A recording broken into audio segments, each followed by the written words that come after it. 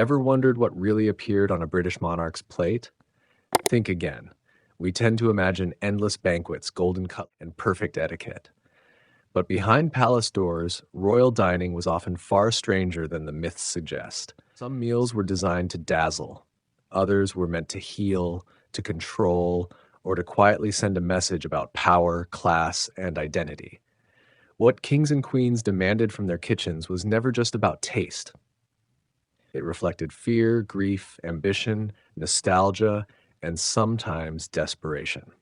Tonight, you step into a different kind of history, not the one written in treaties or battles, but the one served course by course. From edible gold and to rigid rules and haunting simplicity, these are the meals that shape the mood of an empire. These are the strange traditions that turned the royal table into a mirror of the monarchy itself. Settle in, let the plates be placed, the candles lit, and the past quietly return, one dish at a time. 1. Charles II's Gilded Breakfast. The morning table of King II was never just about hunger. It was a stage.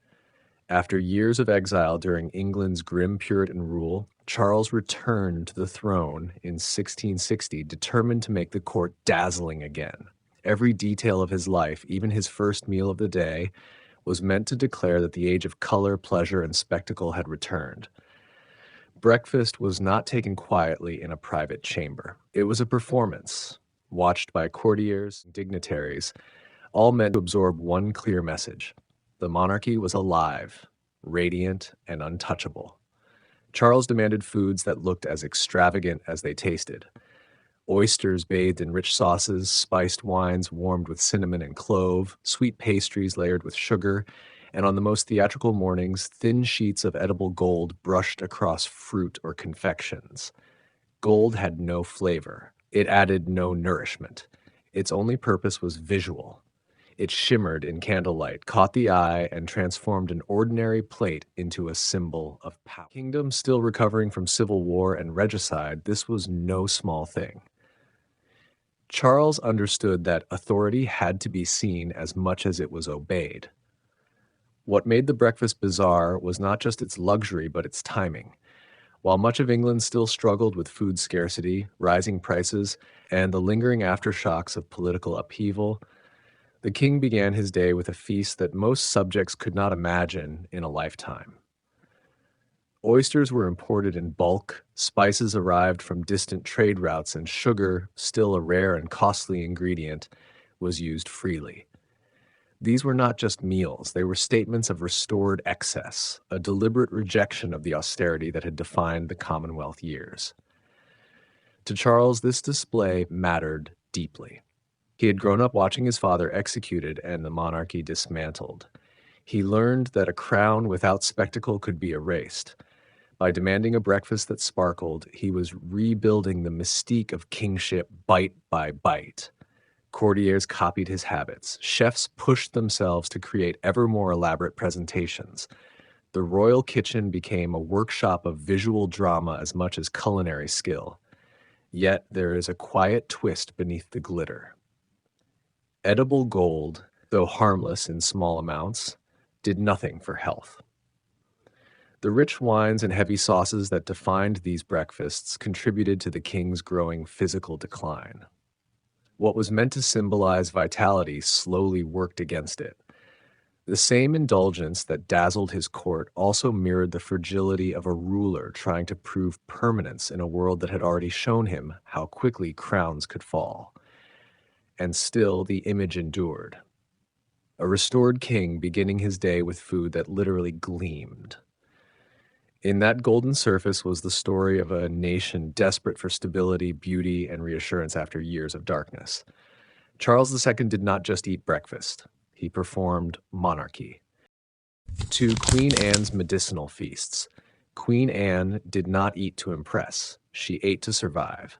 By the time she took the throne in 1702, her body had already become a battlefield. Gout crippled her legs, chronic illness drained her strength, and repeated pregnancies ended in heartbreak. Where Charles II had used breakfast as spectacle, Anne used food as treatment. Her table was less a display of power and more a daily attempt at relief. In the early 18th century, medicine and cooking were still deeply intertwined. Doctors prescribed meals the way modern physicians prescribe drugs. For Anne, that meant heavy, warming dishes meant to strengthen the humors and restore balance to a body believed to be dangerously cold, damp, or inflamed. Rich puddings, stewed meats, fortified wines, spiced broths, and exotic ingredients brought from overseas were not indulgences in her mind. They were therapy. What made her meals so strange was their sheer weight. Breakfasts and dinners often featured thick porridges loaded with butter and sugar, boiled meats drowned in sauce, and sweetened wines taken as tonics. Oranges, spices, and costly sugars were prized not for taste alone, but for their supposed medicinal qualities. Even when her appetite failed, physicians urged her to keep eating. Food was believed to push back pain, melancholy, and weakness. The more elaborate the dish, the more powerful it was assumed to be. To the court, this created a quiet contradiction. Here was a queen ruling one of Europe's rising powers, yet visibly suffering, carried from room to room when walking became impossible.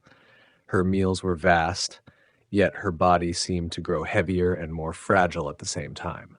Servants whispered about the quantities of pudding and wine. Courtiers watched her struggle through banquets that were meant to heal her, but often left her exhausted.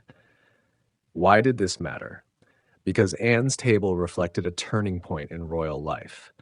For the first time in generations, the monarch was not projecting glamour or conquest through food, but vulnerability. The dishes served in her presence became symbols of an older medical world that was slowly failing her. What was prescribed as cure likely worsened her condition. Gout thrives on rich diets. Excess sugar and alcohol inflame the very ailments her doctors were trying to soothe.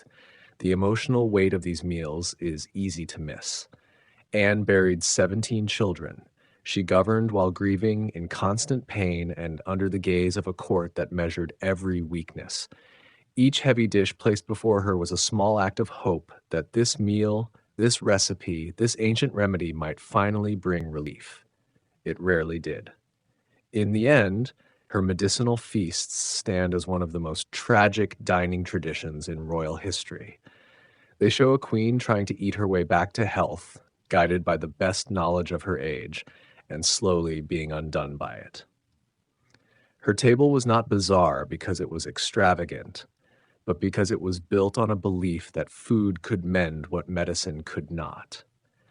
And as the crown passed to a new dynasty, Britain would once again see a very different relationship with the royal kitchen. Where Anne ate to heal, the next monarch would eat to remind the court where he came from, even if his tastes left England deeply confused. 3. George I and the German table. When George Thurston arrived in Britain in 1714, he brought a crown, a foreign accent, and a dining table that seemed completely out of place in English court life. Born and raised in Hanover, he had never expected to rule Britain. He spoke little English, disliked English customs, and made no effort to disguise his longing for home. Nowhere was that distance felt more sharply than in the royal kitchen. While courtiers anticipated the familiar comforts of roast beef, pies, and puddings, the king demanded food that reminded him of Germany. Sausages heavy with garlic and spice, pickled fish, cabbage stewed for hours, dark breads, and sharp vinegary sauces replaced the traditional English spreads. These were not occasional comforts. They became the backbone of his daily meals. What shocked the court was not simply the flavors, but the refusal to adapt. Even at state occasions, the king's table often reflected Hanover rather than London. To many English nobles, this felt almost insulting. Food had always been a language of belonging in royal life. Monarchs ate what their people ate, at least symbolically. George I did the opposite. His meals quietly reminded everyone that he was not one of them. He rarely dined in public, preferring small private gatherings where German dishes dominated. When he did appear at banquets, the unfamiliar smells and heavy preparations left guests bewildered. Some barely touched their plates. Why did this matter? because the king's table became a metaphor for his reign. Britain had accepted him for political stability, not affection. His foreign food mirrored his emotional distance from the nation he ruled. While Parliament grew in power and the monarchy slowly shifted into a more constitutional role, George's meals signaled that the crown itself no longer felt rooted in English identity. The kitchen, once a tool of unity, became a quiet reminder of separation. There was also a deeper irony. Many of the foods he demanded were simple, even humble by continental standards. Pickled herring, cabbage sausages, and coarse bread were not luxuries. They were comfort food from a smaller German court. Yet in England, surrounded by wealth, trade, and culinary tradition, these dishes were perceived as strange, even backward. The king was not flaunting excess, he was clinging to familiarity in a foreign world. The emotional twist lies in how human this stubbornness feels. George I was a ruler who never truly felt at home in the country he governed. Every plate of cabbage and every serving of sausage was a quiet act of homesickness. His subjects saw oddity. He felt continuity. And so the royal kitchen became a subtle political space. Not through speeches or decrees, but through what was placed on the table. Britain had a king, but not quite a shared culture with him. In the next reign, however, the crown would attempt to reassert its grandeur in a very different way, not through foreign comfort, but through one dish so costly and controversial that it would become a symbol of status across the empire. 4. George II's turtle obsession. By the time George II sat on the throne, the royal table was no longer just a matter of taste. It had become a statement of rank. Nothing embodied this more clearly than his fixation on turtle soup. What began as a rare curiosity from distant seas turned into one of the most expensive, impractical, and symbol-heavy dishes ever to dominate a British monarch's menu. Sea turtles had to be transported alive across the Atlantic from the Caribbean. Dead meat spoiled quickly on long voyages, so entire animals were kept in cramped holds for weeks, sometimes months, before reaching England. Many died before arrival. Those that survived were dragged into the kitchens of palaces and great houses, where chefs prepared the soup over days, sometimes breaking down a single turtle into multiple courses. The flavor was rich, gelatinous, and unlike anything native to Britain. But taste alone was not the point. The very presence of turtle soup on a table announced wealth, reach, and imperial power. George II demanded it often, not just for state banquets, but for private dinners meant to impress ministers, foreign envoys, and members of the court. The cost was staggering. A single turtle could be worth more than a servant's yearly wage, yet the king continued to insist on it, even when supply was uncertain and preparation was brutal. Guests were expected to admire the extravagance, to understand that they were not simply eating a meal, but participating in a ritual of dominance. Why did this dish matter so much? Because it reflected the expanding British Empire. Turtle soup was not English, not European, and certainly not local. It was imperial food, a product of distant colonies and maritime power. Every bowl served in London carried the message that Britain could reach across oceans, extract rare resources, and turn them into symbols of refinement. In a time when empire was still being shaped, the king's table quietly reinforced that narrative. What made the obsession bizarre was the disconnect between spectacle and reality. The preparation was messy, labor-intensive, and, to modern eyes, deeply cruel. Kitchens became scenes of blood, steam, and chaos as enormous creatures were slaughtered and dissected. Yet when the soup reached the dining room, it was presented in delicate porcelain, garnished with herbs, and spoken of in hushed tones, as if it were the height of elegance. The brutality was hidden behind silver ladles and polite conversation. There is an emotional tension in this ritual. On one hand, the soup represented confidence, wealth, and a monarchy determined to appear unchallenged. On the other, it revealed an insecurity beneath the surface. George II was not a beloved king. He was politically constrained, often at odds with his ministers, and ruling a nation that was slowly redefining where real power lay. Turtle soup became a way to reclaim authority symbolically. If he could not dominate Parliament, he could at least dominate the table. In the end, his obsession left a lasting mark. Turtle soup spread from the palace to elite society, becoming a badge of status for decades. But its origins, rooted in excess and display, remind us that royal meals were never just about nourishment. They were about control, image, and the quiet theater of power. And as the crown passed again, the royal kitchen would swing in the opposite direction, from imported luxury to deliberate simplicity, under a king who would try to present himself not as an untouchable ruler, but as something far more ordinary. 5. George III's Farmer King Simplicity. After decades of spectacle, excess, and imported luxury, the reign of George III brought something no one at court quite expected: restraint. While his predecessors had used the dining table as a stage for power and indulgence, George III deliberately stripped that performance away. He wanted to be seen not as a distant monarch, but as a moral domestic figure, closer to the land than the throne. And nowhere was that image more carefully cultivated than in what he chose to eat. His meals were famously plain: simple roast meats, boiled vegetables, brown bread, and basic puddings replaced the elaborate sauces and rare delicacies that had once defined royal dining. He preferred food grown on his own estates, prepared without excess, and served without ceremony. This earned him the nickname the Farmer King. In an age when monarchs were expected to dazzle, George III did the opposite. He ate like a country gentleman, even when surrounded by the wealth of an empire. To the public, this simplicity mattered. Britain was changing. Industry was rising, cities were growing, and political power was slowly shifting away from absolute monarchy. By presenting himself as modest and disciplined, George III offered an image of stability and moral seriousness. His table became a symbol of restraint in a world that increasingly questioned inherited privilege. Where turtle soup had once shouted empire, boiled beef and vegetables whispered responsibility. But what made this simplicity so strange was that it was, in its own way, just as calculated as the extravagance before it. This was not poverty, it was curated plainness.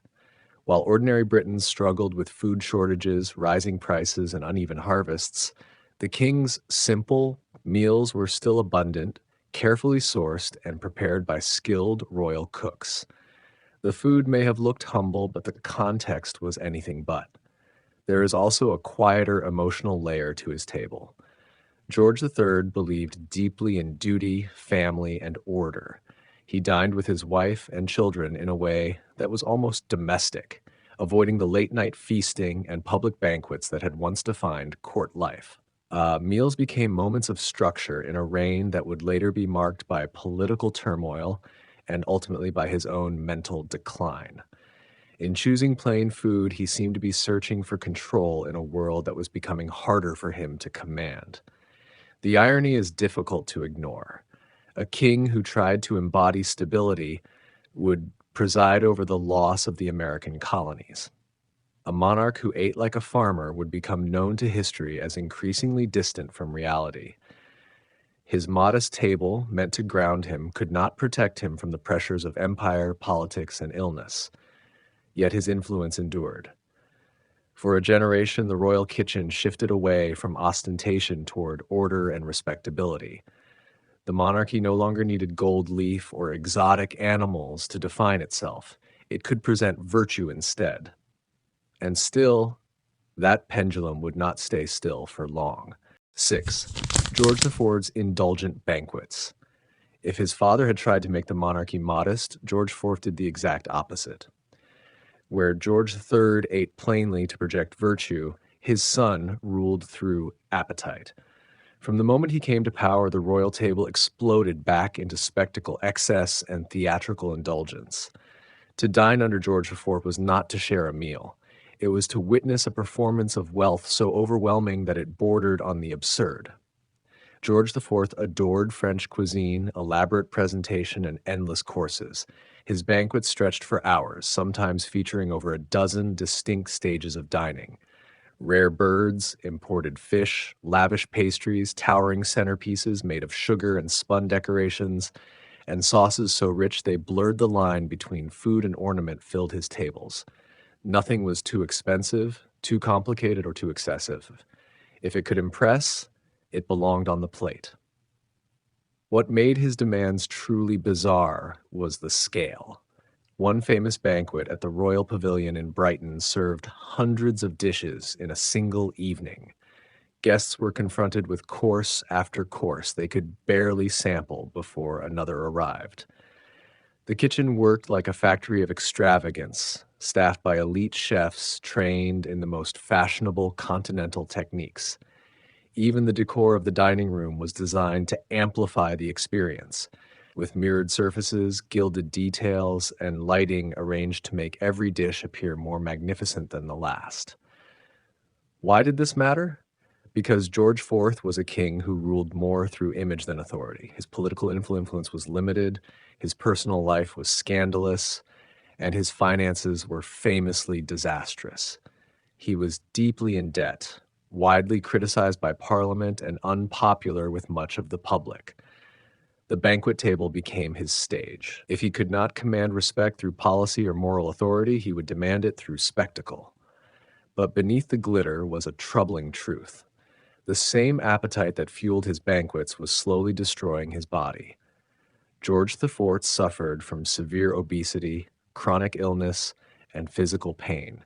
He ate not only out of pleasure, but out of compulsion, using food as escape, comfort, and identity. His feasts grew larger as his health declined. What the court saw as luxury was, in reality, a visible form of self-destruction played out in silver and crystal. The emotional twist lies in how tragic this indulgence becomes in hindsight. The king who surrounded himself with abundance lived in constant physical misery. The banquets that dazzled Europe were followed by nights of illness, breathlessness, and isolation.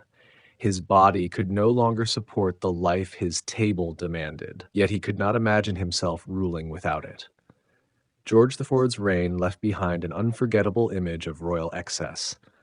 For a moment, the monarchy once again appeared untouchable, wrapped in velvet, gold, and endless courses. But it was a fragile illusion. His dining habits symbolized a crown struggling to justify itself in a changing Britain, clinging to grandeur as its authority quietly eroded.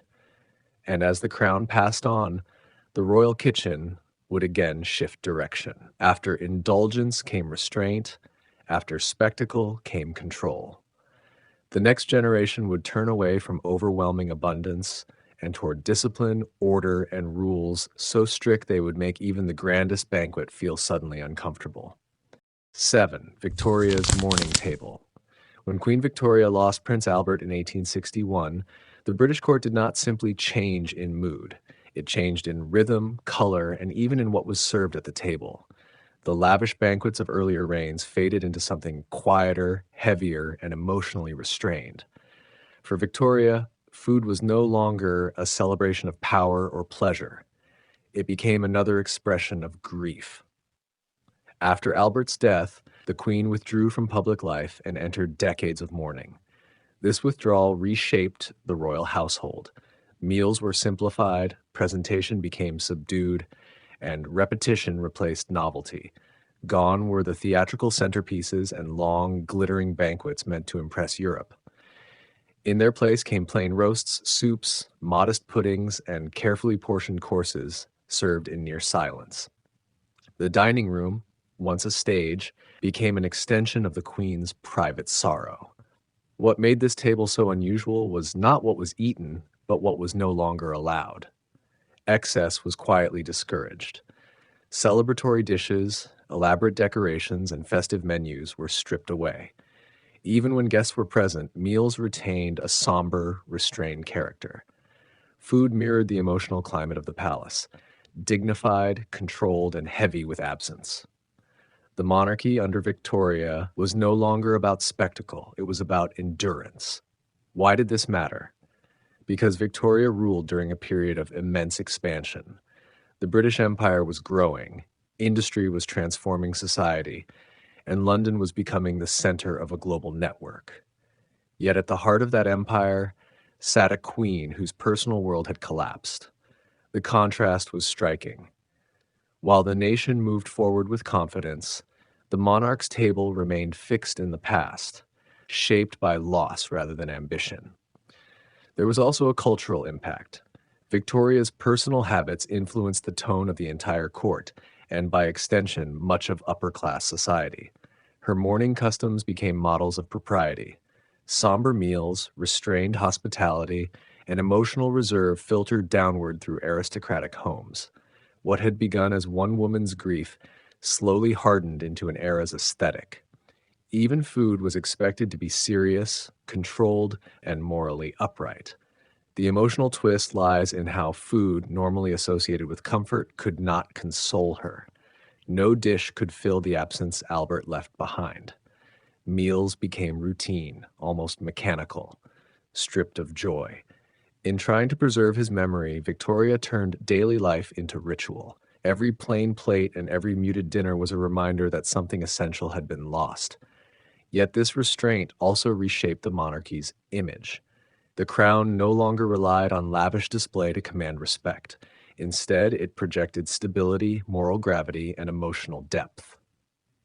Victoria's table told a story of duty carried through sorrow. The queen ruled not with spectacle, but with quiet persistence, and still history would not remain in mourning forever. As a new generation stepped forward, the royal dining room would once again expand, lengthen, and brighten.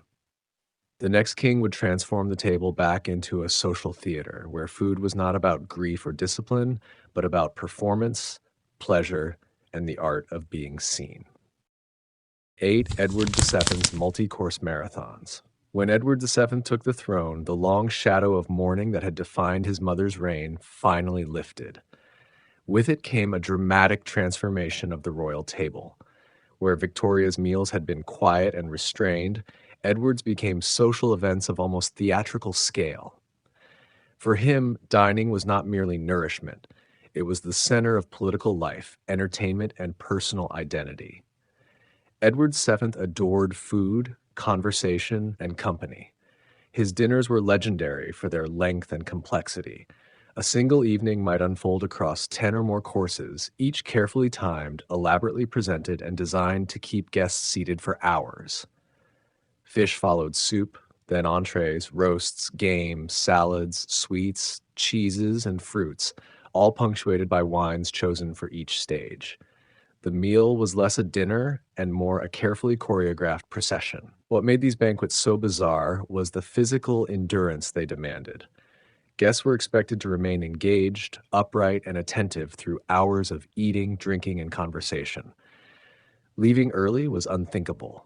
Declining courses was quietly frowned upon. To dine with the king was to submit to his rhythm. Many courtiers found themselves uncomfortably full long before the final plates arrived, yet etiquette required them to continue. Why did this matter? Because Edward VII ruled in an age when diplomacy increasingly took place outside formal chambers. His dining table became a political instrument.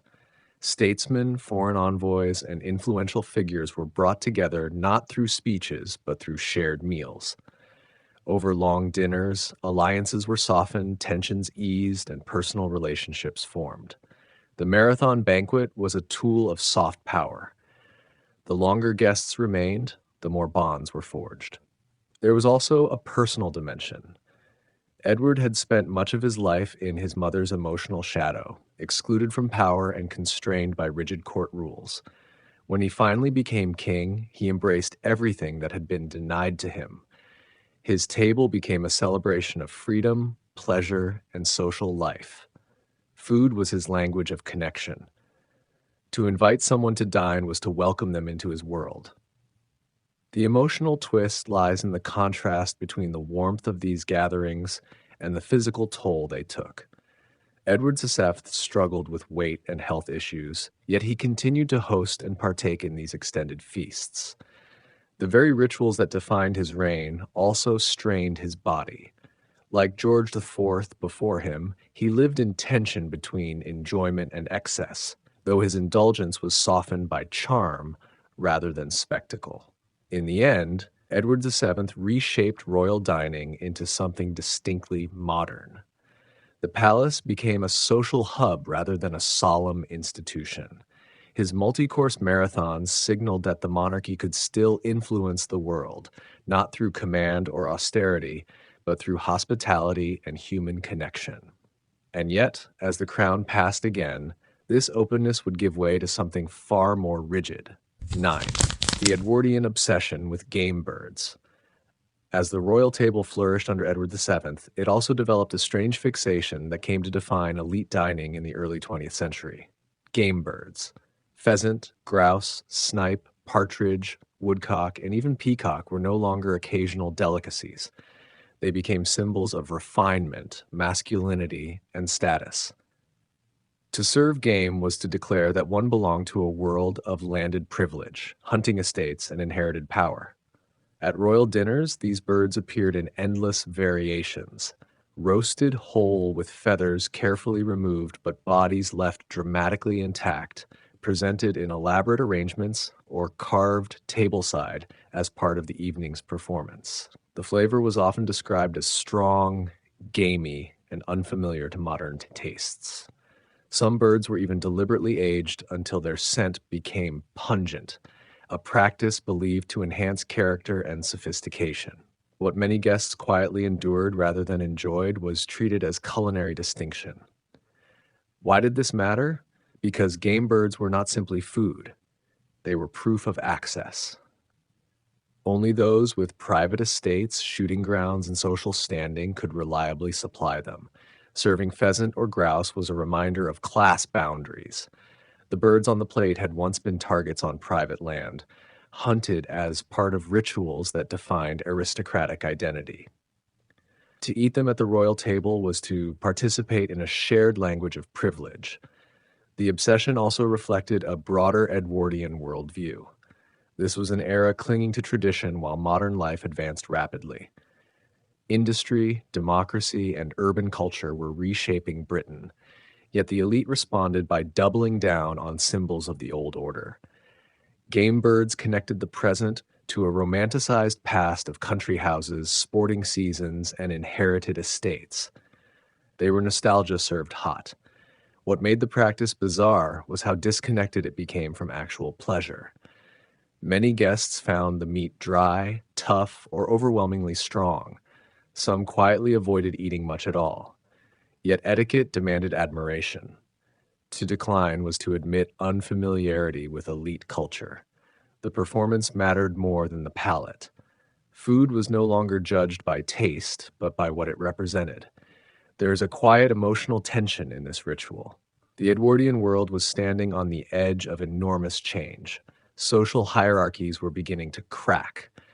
Within a few years, war would shatter the illusion of permanence that these grand dinners tried to preserve. The endless serving of game birds now reads like a final, stubborn attempt to hold on to a disappearing world. In hindsight, those pheasants and grouse were more than eccentric choices. They were symbols of a class asserting itself at the moment its foundations were weakening. The royal table once again reflected not just personal taste, but a society trying to define who it was before history forced a reckoning. And after that reckoning arrived, the monarchy would respond not with nostalgia, but with rules. The next king would impose order on the dining room, regulating portions, behavior, and even conversation, turning meals into exercises in discipline rather than displays of tradition. 10.